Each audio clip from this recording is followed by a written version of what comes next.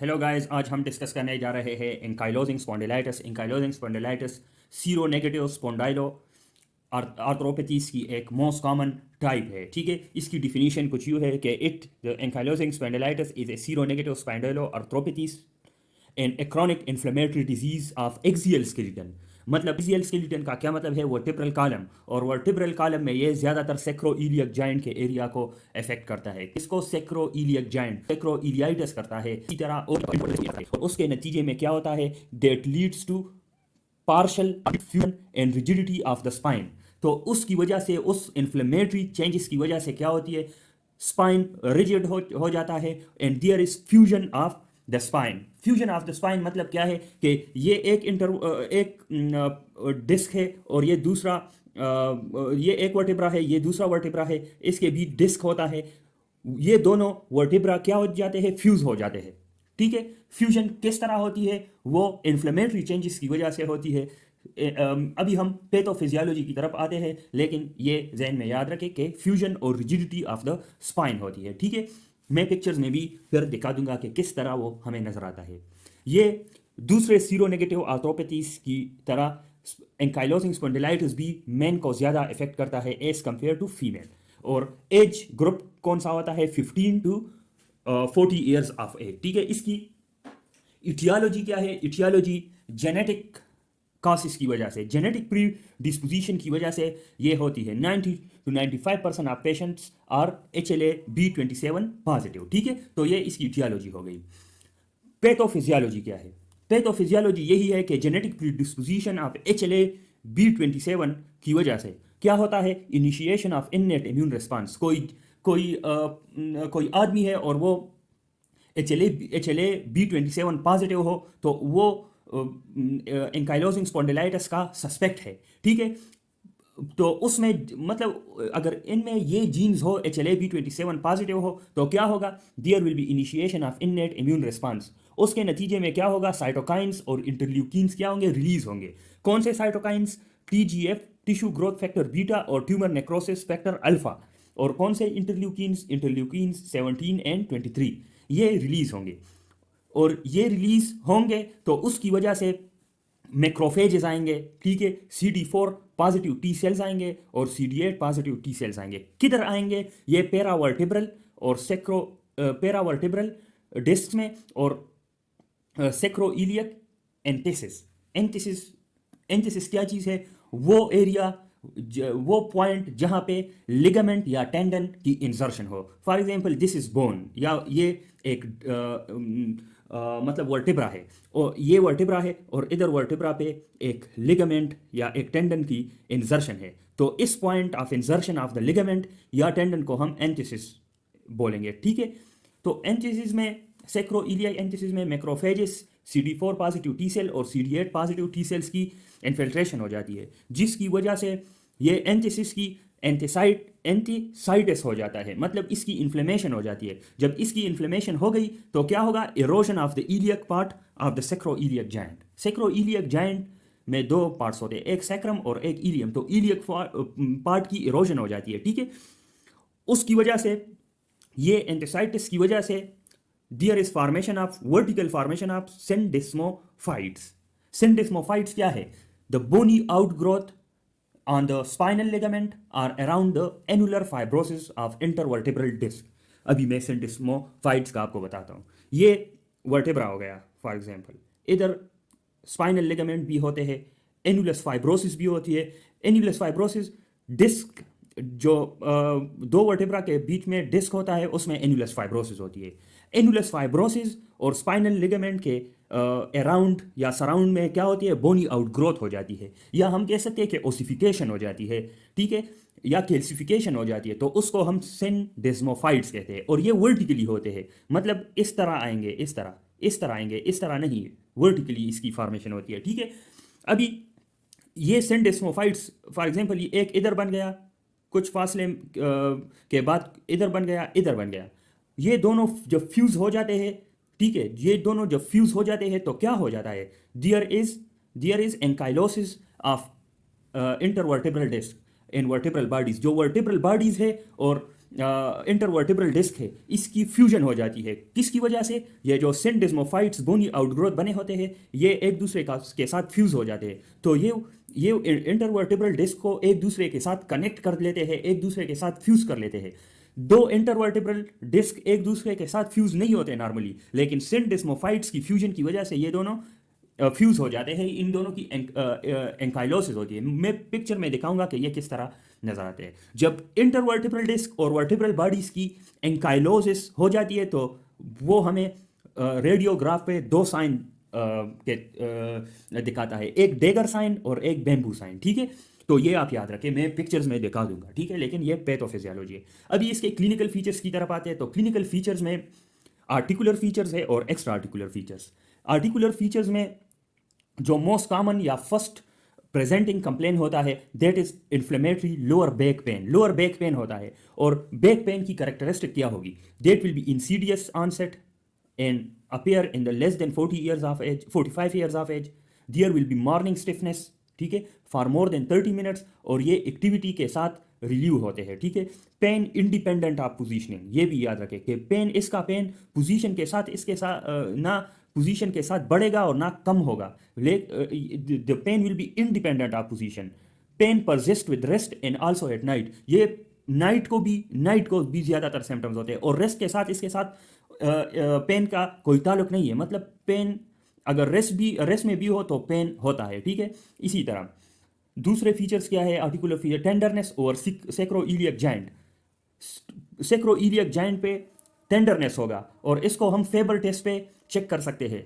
मैं ये आपको फिर पिक्चर्स में दिखा दूंगा कि फेबर टेस्ट हम किस तरह करते हैं। ठीक है, reduce spinal mobility. Spinal mobility क्यों डिक्रीज हो जाती है? क्योंकि there is ankylosis of the intervertebral disc and vertebral body. इसकी वजह से देखिए स्पाइन मोबाइल होता है, इस तरह मूवमेंट करता है। लेकिन जब ये फ्यूज हो जाता है तो इसकी मोबिलिटी रिड्यूस हो जाती है। ठीक है, इसी तरह सिर्फ स्पाइनल पेन नहीं होगा या बैक पेन नहीं होगा बल्कि एक्स्ट्रा स्पाइनल जॉइंट पेन भी होगा। वो किस वजह से होगा? वो उस वजह से होगा कि डक्टिलाइटिस होता है, फिंगर्स की स्वेलिंग हो जाती है। जिस तरह सिकल सेल डिजीज में डक्टिलाइटिस होता है, इधर भी डक्टिलाइटिस हो सकता है। उसकी वजह से एक्स्ट्रा स्पाइनल जॉइंट पेन होगा। और दूसरी, ये सिर्फ वर्टेब्रा की आर्थराइटिस नहीं है, इन्फ्लेमेटरी डिजीज नहीं है, लेकिन ये दूसरे साइड में भी आर्थराइटिस कर सकता है और उसकी वजह से एक्स्ट्रा स्पाइनल जॉइंट पेन हो सकता है, जैसे कि नी जॉइंट का आर्थराइटिस, हिप जॉइंट का आर्थराइटिस, हैंड्स का आर्थराइटिस। ठीक है,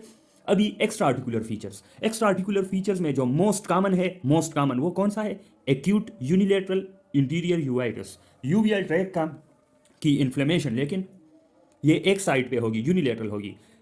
एक्स्ट्रा आर्टिकुलर फीचर्स में नॉन स्पेसिफिक सिम्टम्स भी हमें नजर आएंगे, जैसे कि फिटीग हो गया, fever, weight loss, restrictive pulmonary disease भी आ सकता है क्योंकि फ्यूजन हो जाती है कास्टोवर्टिब्रल जंक्शन, और उसी तरह मतलब बोन्स की फ्यूजन हो जाती है तो उसी वजह से रिब केज की मोबिलिटी कम हो जाती है, उसकी वजह से restrictive pulmonary diseases. Aortic root की इन्फ्लेमेशन भी ये करवाता है which lead to aortic valve insufficiency या एवी ब्लॉक।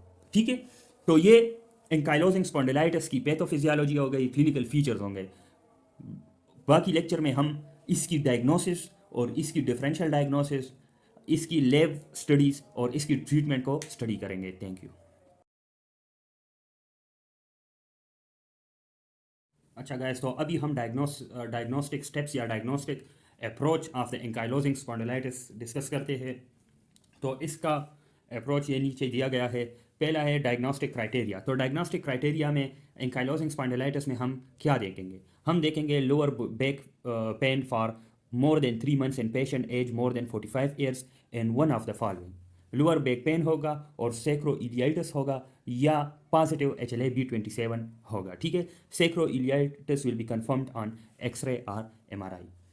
इसके लेब फाइंडिंग्स क्या होंगे? लेब फाइंडिंग्स इसके होंगे सी रिएक्टिव प्रोटीन और ये सारी रिलेटेड होगा। HLA-B27 पॉजिटिव होगा इन मोर देन या इन 90 to 95% of the patients and auto antibodies will be negative. इसीलिए तो ये सीरो नेगेटिव आर्थराइटिस आर्थ्रोपैथीज में एड है, इंक्लूडेड है। एक्सरे हम सेक्रोइलियक जॉइंट और स्पाइन का क्या करेंगे क्योंकि ये ज़्यादातर एक्सियल स्केलेटन को इन्वॉल्व करता है। फाइंडिंग्स क्या होंगे? There will be erosions and sclerosis of the sacroiliac joints and ankylosis. Sacroiliac joints की इरोजन होगी और स्क्लेरोसिस होगी और इसके साथ एंकाइलोसिस या फ्यूजन ऑफ द स्पाइन भी होगी, ठीक है, स्पाइन की फ्यूजन होगी।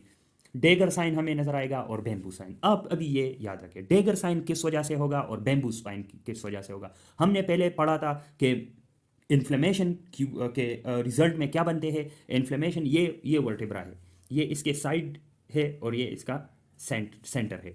तो इसके साइड में देखे, इसके साइड में इधर ये वर्टेब्रल बॉडीज भी होते हैं, ये वर्टेब्रल बॉडीज है, ये वर्टेब्रल, और उसके बीच इंटरवर्टेब्रल डिस्क होता है। इंटरवर्टेब्रल डिस्क में क्या होता है, एनुलर फाइब्रोसिस। तो एनुलर फाइब्रोसिस में जब इन्फ्लेमेशन हो जाती है एंकाइलोजिंग स्पॉन्डिलाइटिस में, एनुलर फाइब्रोसिस में, उसके अराउंड ओसिफिकेशन हो जाती है, एक बोनी आउटग्रोथ बन जाता है। उसको हम क्या कहते हैं, उसको हम कहते हैं सिंडिस्मोफाइट। सिंडिस्मोफाइट एक आउटग्रोथ हॉरिजेंटल ग्रोथ होता है, सॉरी वर्टिकल ग्रोथ होता है। जो ऑस्टियोफाइट है वो हॉरिजेंटल होता है और इसकी जो फार्मेशन है वो वर्टिकल फार्मेशन हो जाती है। तो देखें फॉर एग्जांपल एक सिंडिस्मोफाइट इधर पे बना, एक इधर बना, एक इधर बना। अभी ये बाद में क्या हो जाते हैं, फ्यूज हो जाते हैं। तो ये क्या करते हैं, ये वर्टिब्रल बॉडीज की फ्यूजन करते हैं, ना सिर्फ वर्टिब्रल बॉडीज की बल्कि इंटरवर्टिब्रल डिस्क की भी फ्यूजन कराते हैं, ठीक है। तो बेम्बू साइन इसी सिंडिस्मोफाइट्स की फ्यूजन की वजह से बनता है। और ये हमें एक्सरे में किस तरह नजर आएगा, साइड में एक हाइपरडेंस सा मतलब हाइपरडेंस स्ट्रक्चर नजर आएगा या हाइपरडेंस एरिया नजर आएगा जो कि वर्टिकली होगा अभी और साइड में होगा, ठीक है, क्योंकि ये एनुलस फाइब्रोसिस की ओसिफिकेशन की वजह से होती है। डेगर साइन बिल्कुल सेंटर में होगा, कि मतलब इस तरह होगा और इस तरह बिल्कुल सेंटर में होगा। और ये किस वजह से होता है, ये इधर इंटरस्पाइनस लिगामेंट या हम वर्टिब्रल लिगामेंट इसको बोलेंगे। वर्टिब्रल लिगामेंट की ओसिफिकेशन जब हो जाती है तो it will result a hyperdense area in the X ray and it will be like a dagger. तो डेगर साइन हम इसको बोलेंगे, ठीक है। एमआरआई भी कर सकते हैं और MRI is the most sensitive method for early diagnosis of ankylosing spondylitis. तो ये डायग्नोसिस हो गई। फिर ट्रीटमेंट की तरफ आएंगे। तो ट्रीटमेंट पहले हम सपोर्टिव थेरेपी देंगे। सपोर्टिव थेरेपी में हम रेगुलर फिजिकल थेरेपी देंगे, स्मोकिंग सिजेशन कर लेंगे and we will treat the patient if he or she will be osteoporotic, ठीक है। फार्मेकोलॉजिकल थेरेपी फिर आएंगे, उसके बाद सपोर्टिव थेरेपी के बाद फार्मेकोलॉजिकल थेरेपी। उसमें फर्स्ट लाइन एजेंट ज़्यादातर पेशेंट एनसेट को रिस्पांस देते हैं। फिर सेकंड लाइन होता है tumour necrosis alpha inhibitors like adalimumab, ठीक है। अल्टरनेटिव थेरेपीज इसमें डिमार्ड्स भी आते हैं, intra articular injections of glucocorticoids भी आते हैं। फिर तीसरा ऑप्शन है एडवांस और last option advance therapeutic options. उसमें दो है, टोफासिटिनिब जो कि टारगेटेड डिमार्ड है, अगर इसको रिस्पांस नहीं किया तो then we will go for surgery. और सर्जिकल ऑप्शंस कौन कौन से हैं, आर्थ्रोप्लास्टी और स्पाइनल ऑस्टियोटमी, ठीक है। तो ये इसकी ट्रीटमेंट के ऑप्शन है। एंकाइलोजिंग स्पॉन्डिलाइटिस के कॉम्प्लिकेशंस क्या हो सकते हैं, इसमें कंप्लीट फ्यूजन ऑफ स्पाइन हो सकता है, there is increase risk of osteoporosis, there is a complication of restricted chest expansion which lead to breathing difficulties, ठीक है। तो ये हमारे साथ डायग्नोस्टिक हो गई और ट्रीटमेंट। अभी हम पिक्चर्स को देख लेंगे कि पिक्चर्स में क्या क्या है, ठीक है। ये देख ले जी आपको ये वर्टिब्रल कॉलम नज़र आ रहा है, ठीक है। इसमें ये जो आपको नज़र आ रहे हैं ये this is the bony outgrowth, ठीक है। बोनी आउटग्रोथ है लेकिन इसकी जो फॉर्मेशन है वो वर्टिकल है। तो जब वर्टिकल ट्रांसमिशन फॉर्मेशन हो दिस इज सिंडिस्मोफाइट और ये एनुलस फाइब्रोसिस के अराउंड ओसिफिकेशन की वजह से होती है। ये इंटरवर्टिब्रल डिस्क है, इंटरवर्टिब्रल डिस्क में एनुलर फाइब्रोसिस होती है। जब एंकाइलोजिंग स्पॉन्डिलाइटिस के रिजल्ट में इन्फ्लेमेशन हो जाती है एनुलस फाइब्रोसिस की, तो उसके सराउंड ये बोनी आउटग्रोथ बन जाता है। ये एक इधर है फॉर एग्जांपल, ये एक इधर बना। जब ये दोनों फ्यूज हो जाते हैं तो ये एंकाइलोसिस करता है स्पाइन की। अभी ये देख ले आप, ये वाला ये ऑस्टियोआर्थराइटिस की वजह से होती है, दिस इज ऑस्टियोफाइट। और इसकी ग्रोथ किस तरह है, दिस इज हॉरिजेंटल ग्रोथ, ठीक है। तो ये इसमें मेन डिफरेंस है, ठीक है, ऑस्टियोफाइट और सिंडिस्मोफाइट। जी अभी ये देखे ये भी एक्सरे लंबर स्पाइन है। ये आप देख सकते हैं, ये एक हाइपरडेंस एक मतलब एरिया है, ये वाला ये, ठीक है। तो this is actually the dagger sign. ये किस वजह से होता है, this is due to ossification of the interspinous ligament. Interspinous ligament या हम कह सकते हैं वर्टिब्रल लिगामेंट, ठीक है। और ये वाले आप देख सकते हैं जो साइड में है, ये वाले ये देख ले आप, ये इसकी फ्यूजन बिल्कुल जाहिर तौर पर इस पर इसकी फ्यूजन हुए है। ये सिंडिस्मोफाइट की फ्यूजन हुई है और सिंडिस्मोफाइट की फ्यूजन की वजह से आपको ये और ये वाला नज़र आ रहा है जस्ट लाइक बेम्बू। तो इसको बेम्बू स्पाइन भी बोलते हैं, ठीक है। ये due to fusion of the syndesmophyte है, और syndesmophyte around the annulus fibrosus बनता है, ठीक है। उसकी ओसिफिकेशन हो जाती है, तो वो है बेम्बू स्पाइन और डैगर साइन। जी देखिए, अभी ये सीटी सर्विकल स्पाइन दिखाई गई है। इसमें ये देखिए फ्रैक्चर है, ये एक चॉपस्टिक फ्रैक्चर है। और इस इधर देख ले, ये फ्यूजन है, सर्विकल वर्टिब्रिस की फ्यूजन है। किस वजह से? ड्यू टू फ्यूजन ऑफ सिंडिस्मोफाइट, सिंडिस्मोफाइट्स की फ्यूजन की वजह से ये है, ठीक है। तो ये बेम्बू स्पाइन की तरह है, बेम्बू स्पाइन, ओके। तो ये हमारे साथ सब ये पिक्चर्स थे, और ये सारे एंकाइलोजिंग स्पॉन्डिलाइटिस के। Thank you.